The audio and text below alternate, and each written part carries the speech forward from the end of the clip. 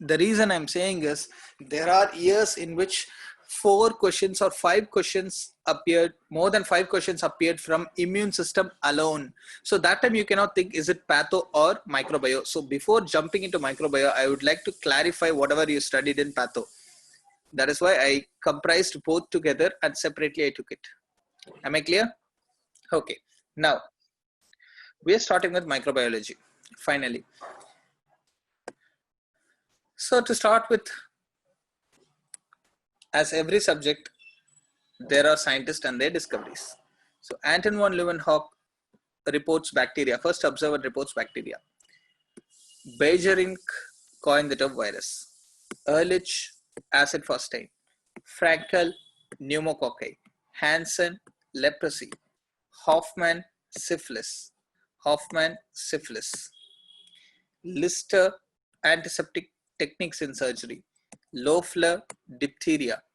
Nicolaier, tetanus. Oxton, staphylococci. Pasteur, germ theory, sterilizing technique, hot air oven, autoclave, steam sterilizer. He coined the term vaccine. Vaccine for hydrophobia, anthrax. Disproved the theory of spontaneous generation. Robert Koch, TB, cholera, staining techniques. Ruska, electron microscope. So this is what is given in the QRS. But what you need to remember at the last moment, neck of the moment during the exam, or just few of them. So the first one among them I want you to remember is Pasteur coined the term vaccine. Pasteur coined the term vaccine. Very essential point. Okay. Then Hansen is for leprosy. Hansen is for leprosy. Ehrlich is for acid fast chain. Ehrlich is for acid fast chain. Okay. Loeffler is for diphtheria. So these 4 points I would stress more for your examination. Now, more than these 4 points, there is much important point, that is Robert Koch. He discovered TB, bacilli and V. cholera. This is an old term question, but you must remember, what you must remember here is TB. Almost everyone knows that Robert Koch means they will remember TB, but you should know Vibrio cholera also. That is why this point separately I am saying. So Robert Koch is not only for TB, it's also for Vibrio cholera staining techniques. Okay, I hope everyone will make this MCQ. So for viewing any mycobacterium, for viewing any bacterium, you need a culture media. So for this, what are you going to do? You're going to take a sample, blood sample or a urine sample or a pus sample from a patient. So you're going to send it to the laboratory. There they will grow the organism in this culture media. So based on their growing ability and their growing temperature, they'll be grown in different medias. So different medias will be selected. So this is a culture media is a big topic, so I can't cover everything. So here is some basic, all you need to know is the different types of culture media for different organisms. So I'm not going to talk about it now because you're going to see that all over the lecture. So all I'm going to say is simple media, complex media, synthetic media, enrichment media, selective media, indicated media, differential media, transport media. These are the different culture medias that I can say. Am I clear, everyone?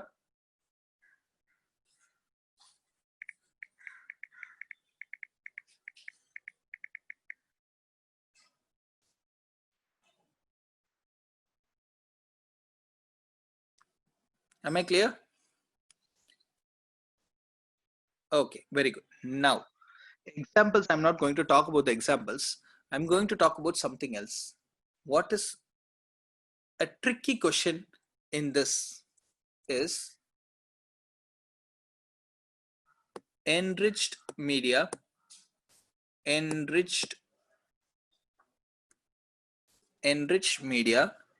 versus enrichment media.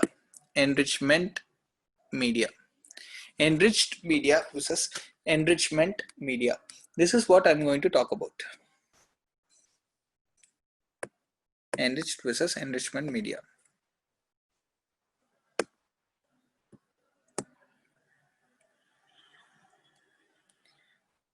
Just give me a moment. I have something problem with my touch bar. Yeah, okay. So enriched versus enrichment media. So enriched media, first point you need to remember, enriched media is a solid media. Enrichment media is a liquid media.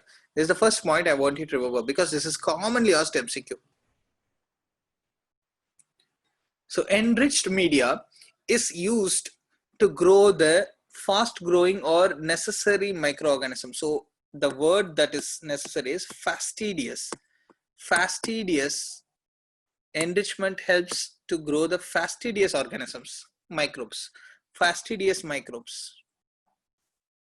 Enrichment is for unwanted microbes, unnecessary microbes.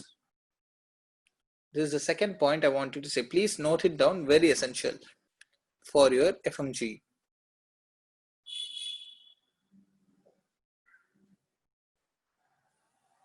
Okay. This is the second point. So the third point is the examples that we already gave. Okay. Then the fourth point is enriched media has antibiotics. You will add antibiotics. Sorry, this is enriched, right? Enrichment, you will add antibiotics. Enriched, you will add nutrients. Nutrients in enriched media, antibiotics in enrichment media. So other than antibiotics, you can add chemicals, but focus in your exam, look for the word antibiotics, look for the word nutrients. So enriched contain nutrients in the form of like egg yolk, blood, serum, etc., whatever. So in addition to the basal medium, there is going to be a basal medium in both of them. So in addition to basal medium, they are going to add extra nutrients in enriched media. That extra nutrients you are not going to add in enrichment media, you are going to add antibiotics or chemicals, dyes, chemicals, antibiotics, or you are going to alter the pH in enrichment media.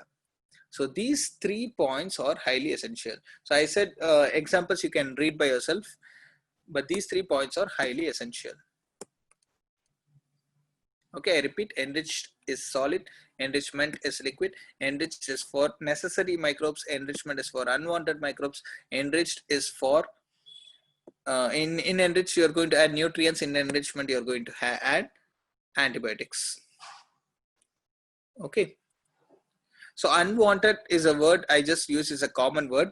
So you have to say contaminated, contaminated bacteria, contaminated wound, contaminated infection. So contaminated sample means enrichment. Good sample, that is fastidious microbes, means enriched media. So I hope this is clear. Next, types of bacterial staining. So if you have to look at the organism, you have to stain the organism. So the staining could be, okay, so I think this might need a discussion, but anyway, the staining could be gram positive, gram negative, gram positive, gram negative, or negative staining, that is staining the background, or acid for staining. So these are very essential. These 4 staining methods are very essential: gram positive, gram negative, negative staining, that is the background staining, and acid for staining. Okay. The key point here is gram positive, if you stain a bacteria and if it turns violet, that is gram positive. This is not how it is. It is a huge process, but for your exam purpose, you need to know this. Gram positive bacteria turns violet, gram negative turns red. Gram negative turns red. So red means negative, violet means positive. Okay. Then there is negative staining. I told, staining the capsules, staining the, to demonstrate the capsule. So negative staining means background staining. So spirochetes are stained by negative staining. So you won't believe, 2 questions appeared on same year, that is on 2015. Negative staining is for capsular demonstration. That is the question number 1. That was in the first half of the paper. In second half of the paper, spirochetes are stained by negative staining. So this was a second question. So this is very important. Negative staining is very important. Gram positive, gram negative are older questions. I don't think so in future. Very less chances of that question being asked. So you need to know, as I said, capsules are stained by negative staining. So very important. Okay. So when you strain and see, sometimes the capsule can be swollen. If the capsule is swollen, that is called as Quellen reaction, which is seen in pneumococcus. Quellen reaction is seen in pneumococcus. Okay, then disinfection and sterilization is the next topic. This is a huge topic. We can't go much depth into that, but we will just see some definitions, some processes that is going to happen here, which is essential for your exam in the last minute. So the first point is sterilization. So sterilization, they are not going to ask the definition anyways. So it is defined as a process by which an article, surface or medium is freed from all living microorganism, either in the vegetative or in spore state. That is sterilization. But look at disinfection.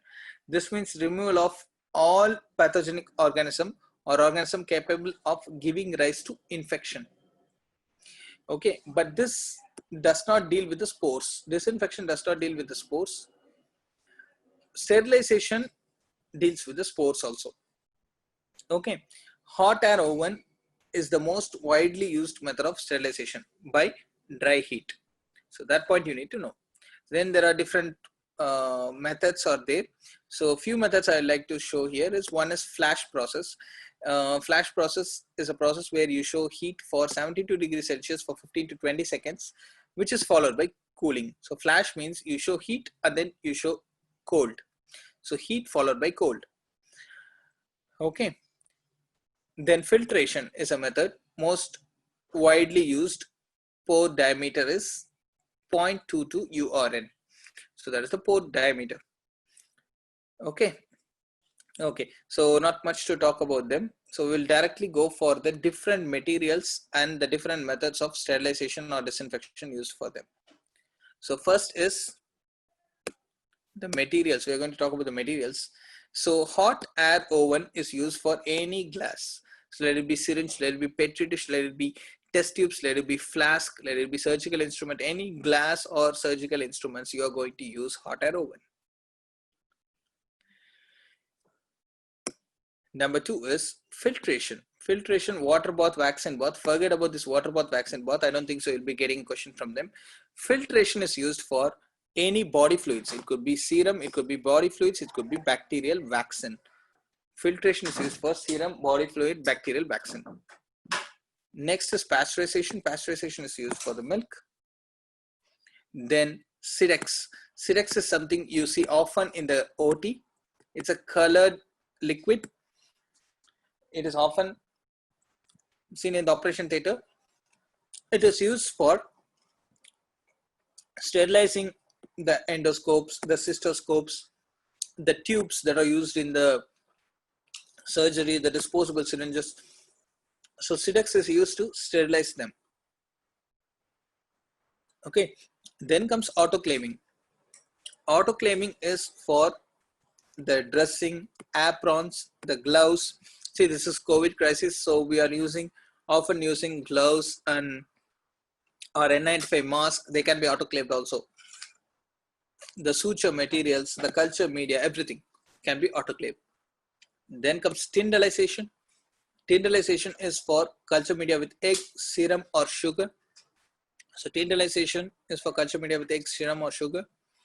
Then cresol is for shop instruments. The ionizing radiation most commonly is for catgut. That is very important. Catgut. Also for disposable syringe. So bone and tissue grafts, adhesive dressing.